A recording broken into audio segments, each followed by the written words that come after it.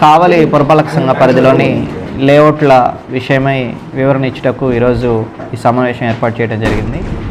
కావలి పట్టణంలో 4 NUDA layouts మరియు అనధికారిక లేఅవుట్స్ పరిధిలో మనకి చాలా చోట్ల కాలువలు కానీ, కుంటలు కానీ, ప్రభుత్వ భూములు కానీ ఉన్నట్లు చాలా ఫిర్యాదులు వచ్చాయి.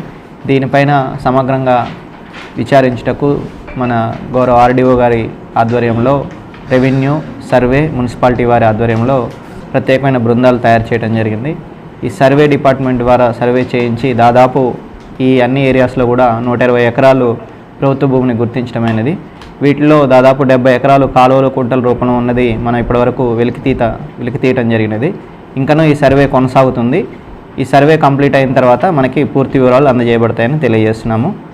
మొన్న మనము ఈ ఆర్టీఐ యాక్ట్ ద్వారా ఇచ్చిన సమాచారం కొంచెం అసంపూర్తిగా ఉన్నదని, కొంచెం ప్రజలందరూ కూడా గందరగోళం నెలకొన్నదని ఈరోజు ఈ సమావేశం ద్వారా అందరికీ కూడా క్లియర్గా ఇన్ఫర్మేషన్ ఇవ్వడం జరుగుతుందండి. Thank you.